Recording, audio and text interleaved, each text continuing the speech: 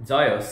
प्राय ज्येष्ठा नक्षत्रमा जन्म भएको छ भने जेठाजुलाई पीर छ अथवा जेठाजु नभएको ठाउँमा जेठान नभएको ठाउँमा विवाह गर्नुपर्छ भनेर भन्ने गरिन्छ।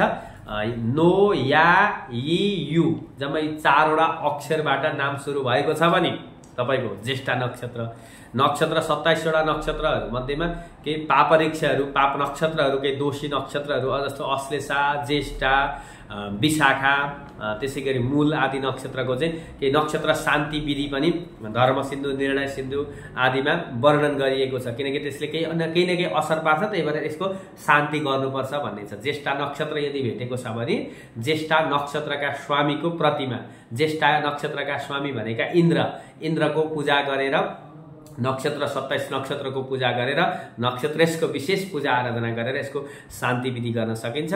र ज्येष्ठा नक्षत्रको कुन पाउमा कसलाई पिर्छ भन्ने जानकारी चाहिँ म आज यहाँ दिँदैछु। जम्मा 4वटा पाउहरू हुन्छन् सामान्य हिसाबले हेर्ने हो भने, तर यहाँ नक्षत्रका असरहरू छुट्याउनको लागि चाहिँ नक्षत्रलाई 10 भागमा विभाजन गर्नुपर्दछ। जस्तो मानिलिउँ हजुरको ज्येष्ठा नक्षत्र परेको छ, कसैको ज्येष्ठा नक्षत्र परेको छ, कहिलेदेखि सुरु भयो, कति बजेदेखि त्यो सुरु भएको छ, कति बजेसम्म रहन्छ, त्यो समयलाई, त्यो घडीपलालाई, त्यो भवोग अवधिलाई, त्यो नक्षत्रले भोग्ने जुन अवधि छ त्यो अवधिलाई त्यो घण्टा अथवा घण्टा मिनेटमा हजुरले निकाल्नु भएको छ अथवा घडीपलामा निकाल्नु भएको छ भने त्यसलाई 10 भागमा विभाजन गर्नुहोस्। 10 भागमा विभाजन गर्ने, 10 भागमा विभाजन गर्दाखेरि अब कति घडी पर्यो, जस्तो 60 घडीको छ भने त 6 घडीले गर्दा 6.60 भयो, 6 घडी पहिलो पाउ अनि 12सम्म दोस्रो, 18 तेस्रो गरेर 60सम्म पुग्यो। अब कहिले नक्षत्र घट्दो बढ्दो पनि हुन्छ, कहिले 65सम्म पुग्छ, माथि बढ्दाखेरि घट्दाखेरि 56सम्म आउँछ। अब कति छ त्यो अनुसारले 10 भाग लगाउने अनि पहिलो पाउले कसलाई पिरो, दोस्रो पाउले कसलाई पिरो, यो श्लोकबाट म हजुरलाई बताउँछु।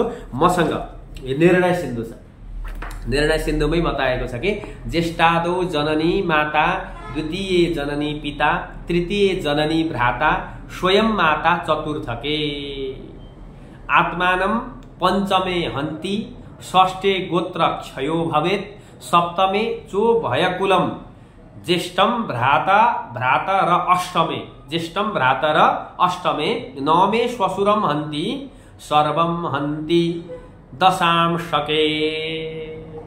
यो पहिलो पाउ छ भने जननी माता भनेको आमाको आमा, मावलको हजुरआमालाई पिर्दो रहेछ। द्वितीय जननी पिता, दोस्रो छ भने आमाको बुबा मावलको हजुरबालाई पिर्यो। तृतीय जननी भ्राता, अब तेस्रो छ भने आमाको भाइ अथवा मामालाई पिर्ने रहेछ। त्यसै गरी स्वयं माता चतुर्थके, चारौमा पर्यो भने आफ्नै आमालाई पिरो। आत्मानम पञ्चमे, आफ्नै शरीरलाई हन्ती गरो असर पार्दछ, 5औं पाउमा यदि जन्म भएको छ 5औं भागमा पर्यो भने।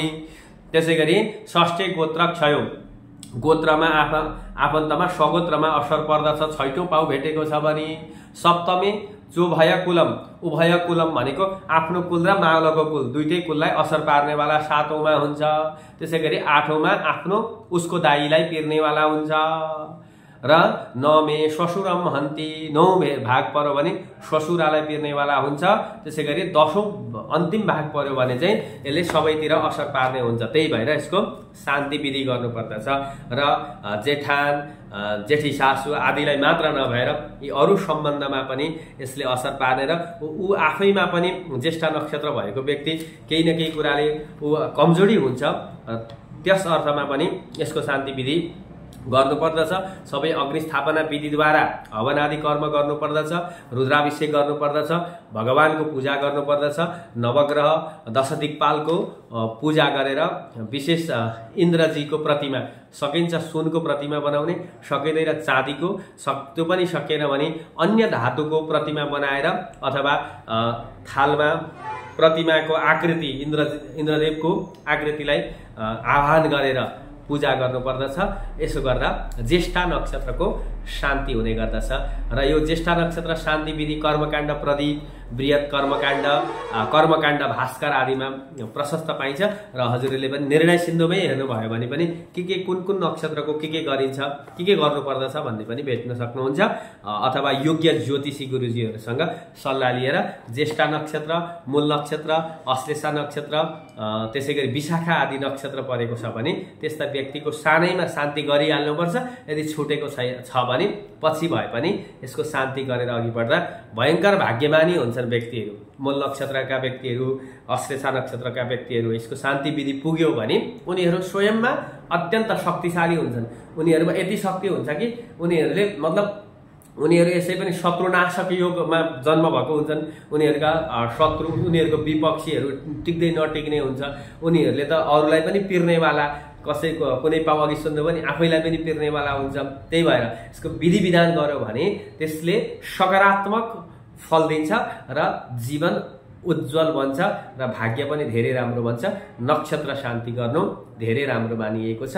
हरि ओम श्री हरि।